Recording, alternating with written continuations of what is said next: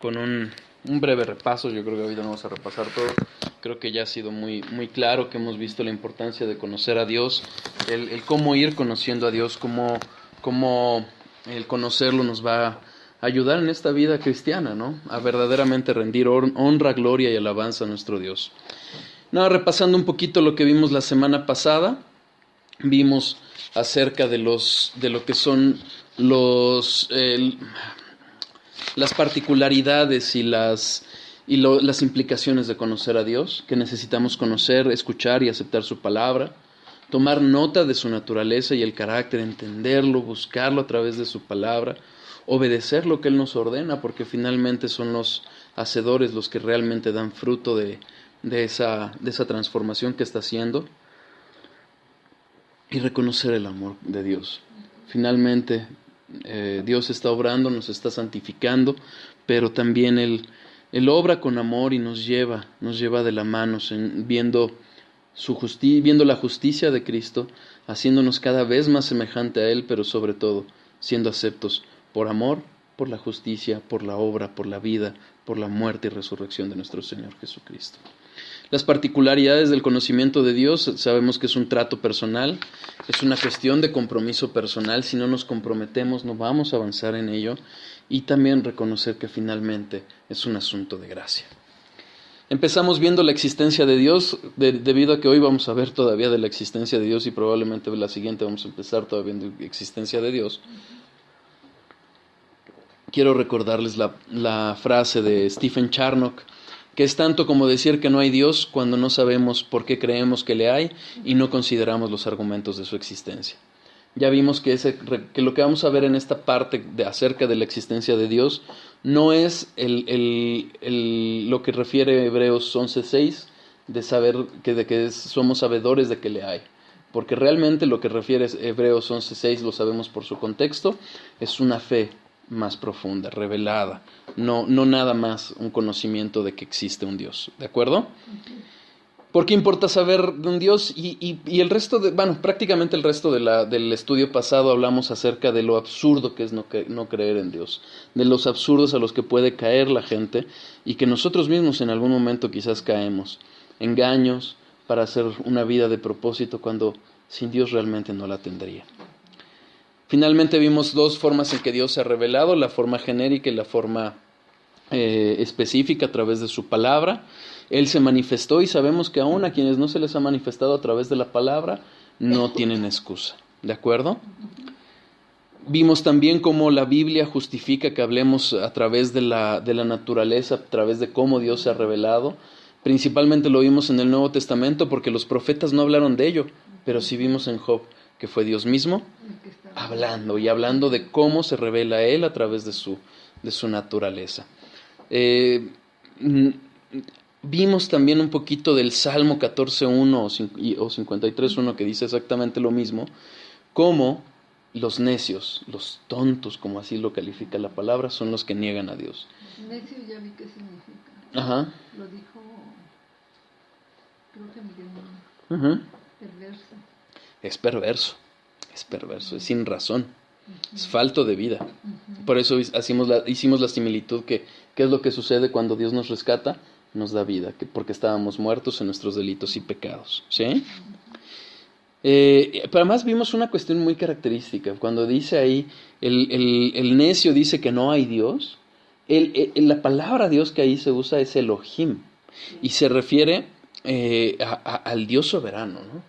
Entonces, el necio es también aquel, ya lo veremos más adelante, pero es el necio el que niega que Dios es soberano, el que quiere ser guiado por sus propios placeres, por sus propios entendimientos. Finalmente, quien dice, obedezco esto de Dios, pero esto no, es un ateo práctico. Sí. ¿Por qué? Porque está haciendo de sí mismo un Dios. ¿De acuerdo? Ahora vamos a ver algunos de los argumentos acerca de la existencia de Dios. El argumento acerca de la universalidad de la creencia de su existencia. Aquí no se trata, y tenemos que tener mucho cuidado con eso. Bueno, perdón, antes de empezar, ¿dudas? Porque no. Sé que lo que vimos fue complejo, ¿no? Pero sí está... pero lo repasamos. Sí, bueno, yo lo repasé también. Ok. Yo he estado escuchando y está y claro. Ok. Qué bueno, porque lo de hoy está todavía más pesado. Aquí, este argumento que es el de la universalidad de la creencia de Dios, es decir, que hay una creencia general en el mundo, en los seres humanos, acerca de la creencia de Dios, no debe de llevarnos al engaño de que lo que la mayoría piensa es lo que es. ¿Por qué? Les voy a poner el ejemplo, Salmo 2 del 1 al 5.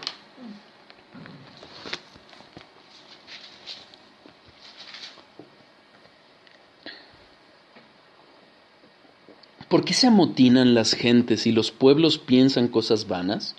Se levantarán los reyes de la tierra y príncipes consultarán unidos contra Jehová y contra su ungido, diciendo: rompamos sus ligaduras y echemos de nosotros sus cuerdas. Si nosotros vemos ahí, es justo la actitud que hoy estamos viendo en el mundo, negando a Dios. Es que Dios no, ¿cómo no va a aceptar a los homosexuales?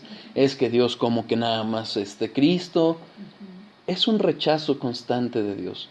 Hoy veía un video como un padre con todo enojo, no sé cuál era la situación jurídica en la que estaba, pero defendiendo, estaba siendo llamado a cuentas ante una especie de corte de por qué usaba la Biblia. Y eso fue en Estados Unidos. En Inglaterra, acabo de ver también otro video que un pastor empezó a predicar en la calle, a alguien le molestó, levantó la mano y dijo como que no me gusta, y llegaron los policías. Y estamos hablando de que eso es en lugares donde se decían cristianos. Entonces, así lo vemos. Quiere el mundo romper sus ligaduras. ¿Por qué? Porque se obsesiona con gobernarse a sí mismo y no ser gobernados por Dios. Sí. Pero en los últimos tiempos también esas situaciones se iban a dar, ¿no? La persecución. Y ahora se está dando muchas cosas. Sí, totalmente. Pero fíjense qué dice la palabra en versículo 4. El que mora en los cielos se reirá. El Señor se burlará de ellos. Luego hablará a ellos en su furor y los turbará con su ira. Qué duro. Hace poco escribía un mensaje en Facebook acerca de un error doctrinal de una corriente cristiana, Y llegó alguien ateo o que tiene su idea de su Dios personal y me decía, no, es que ¿cómo puedes hablar de conocimiento si es fe? Le dije, a ver, el que tú no creas en un Dios que se ha revelado, ese es otro rollo. Pero lo cierto es que Dios se ha revelado. Y la palabra dice que toda rodilla se doblará. Sea para juicio, sea para misericordia. Y todavía llegó alguien, amigo mío, amigo del mundo obviamente, diciendo, no, sí, también va a regresar no sé qué Dios noruego, ¿no? Ya lo dejé ahí, dices, qué duro, porque eso, de todas esas palabras van a rendir cuentas. Todos van a doblar rodillas. Entonces, ¿a qué punto quiero llegar en esto que vemos del Salmo? No es una cuestión de maravilla, de mayoría. De hecho, les voy a decir, cuando yo leí esta parte del libro, de uno de los libros que estoy consultando, dudé en traerlo. ¿Por qué? Porque justamente, mayoría de lo que es la universalidad de la gente. Pero realmente estudiando un poquito más, creo que sí hay un fundamento. Quizás no es tan tajante como los que vamos a ver, pero no lo quiero dejar de ver para que lo entendamos, ¿sí? Efectivamente, si nosotros habláramos de mayoría, pues estaríamos quizás perdidos, porque hay mucho ateo y hay mucho que dice cada quien se acerca a Dios como quiere. Pues la mayoría es lo que tiene camino así como convencido de que están en lo correcto. Porque hay muchos. Muchos, es la mayoría. Y sí, ellos claro. están siguiendo. Bueno, también engañados de que es la mayoría, pero ¿no? Sergio es lo que dice, ¿cómo es posible claro. que estemos predicando una doctrina equivocada si los frutos aquí se están viendo, ¿no? Claro. Lo que pasa es que esos frutos no son los frutos de los que habla la Biblia. Dice Lucas 13.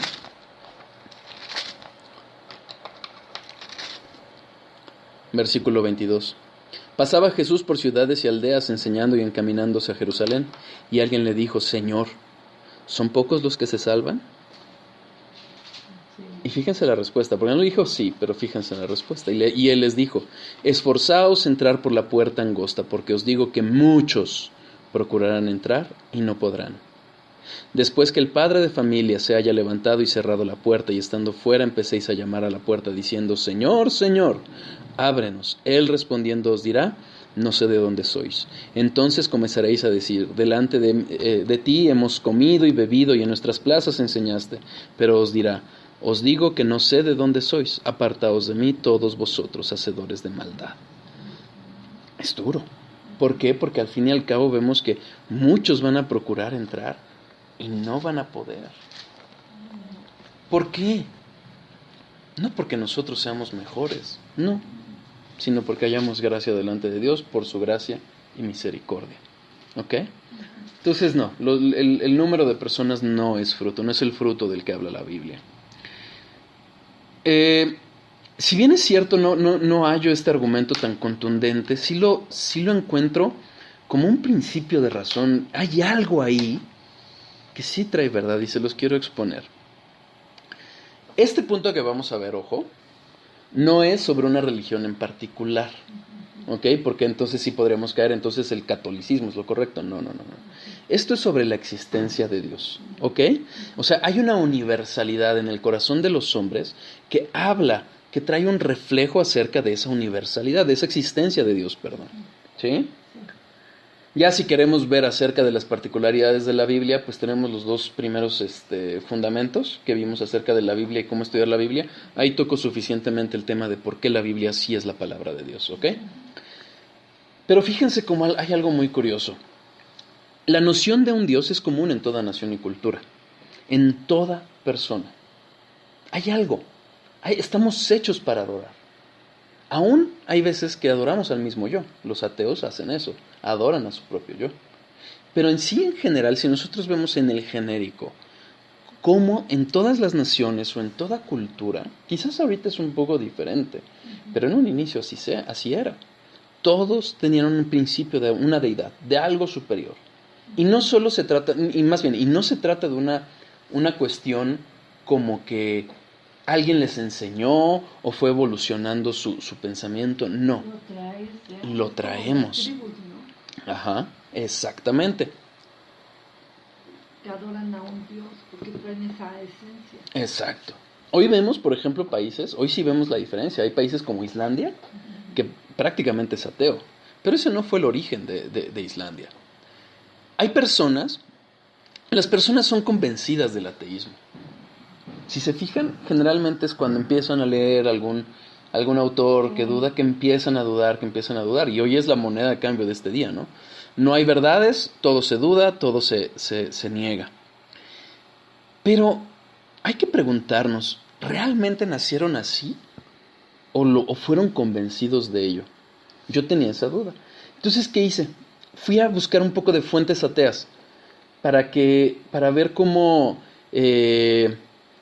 atacan este punto, porque justamente dicen cómo criar a un hijo ateo o cómo guiar en este camino. En su momento a mí me preocupaba. Yo me acuerdo que antes de ser cristiano, pues yo tenía esta duda, yo tenía mi decepción con la Iglesia Católica, sabía que había un Dios y nunca sabía cómo iba a crear un hijo. Y bueno, pues es obvio, estas personas tienen esa sensación, ¿no?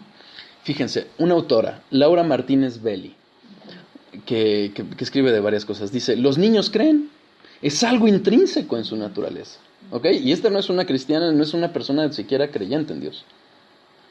El filósofo Alejandro Rosichéner escribe: ¿a dónde vamos cuando morimos? ¿Hay alguien allá arriba que nos cuida? ¿Quién creó el mundo? Son preguntas tan usuales como complejas, estas que hacen los niños con su ardiente curiosidad. Yo sí, esas preguntas me las hice. Claro. Es que sí es verdad lo que Cuando estás estaba diciendo. niña. Fíjate que mi sobrinito tiene menos de 3 años, bueno, ponte que tenga 3 años, pero un día le estaba preguntando, yo le digo: oye, Diego, ¿quieres a tu mamá? Y me dijo: sí. Le digo: ¿hasta dónde? Dice: hasta el cielo. Y le dije: tan poquito, así le dije. Me dice: no, dice, la quiero hasta la casa de papá Dios. Wow. O sea, ¿quién le dijo que papá Dios tiene una casa que Sí. está en el cielo? O sea, lo poquito que escuchan, casi no se habla de Dios en la casa de mi hermana, Claro. mi sobrina. Y él Hay algo en en el ser humano, hay algo en el ser humano